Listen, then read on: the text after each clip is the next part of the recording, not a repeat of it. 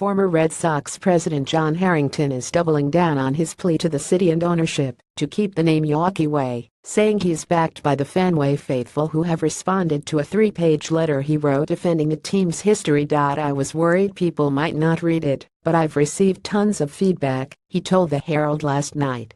"People are apparently hearing the other side of the Jackie Robinson story."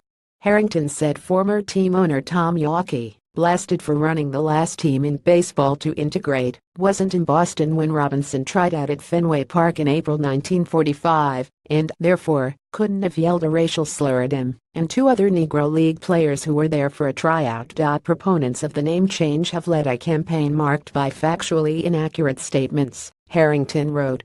He did acknowledge it was regrettable that the team was the last to integrate in 1959. Harrington said he has not heard from current Sox owner John Henry about the name change.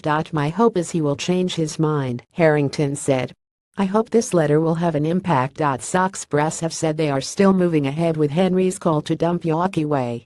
The famous byway, along Fenway's third baseline, turns into an outdoor festival before every home game. The other 2 abutters on the street have also agreed with the ball club to take Yawkey's name down. The next step is to formally bring a petition to the city's Public Improvement Commission to rename the street. Red Sox president and CEO Sam Kennedy has said he hopes the petition can be finalized by the end of this month. Henry told Herald sports writer Michael Silverman last month that he had decided it was time to take down the Yawkey name because of the legacy of racism. Tom Yawkey owned the Sox from 1933 until his death in 1976. His wife, Jean Yawkey, remained involved with ownership for another 16 years. Harrington's letter stressed that Tom Yawkey truly loved the game of baseball and treated every player the same, regardless of their race. Harrington praised Yawkey for launching the No Famous Jimmy Fund campaign, first teaming up with Dr. Sidney Farber at Boston Children's Hospital on work that continues to this day at the Dana-Farber Cancer Institute.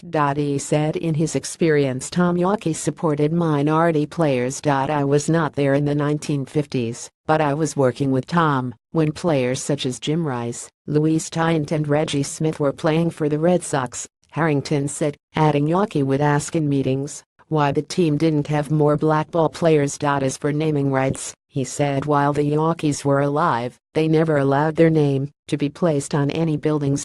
Naming the street Yawkey Way was done after the Red Sox owner's death, Harrington added, saying some wanted to name Fenway Yawkey Park. Jean felt that changing the name that had been given to the ballpark by the prior owners was inappropriate. He said, "Tom and Jean were my friends and they are people I admired. The trustees and staff of the Yawkey Foundation's work every day to continue the legacy of these remarkable people," Harrington wrote in the letter. "We continue to be proud to carry out the Yawkey's legacy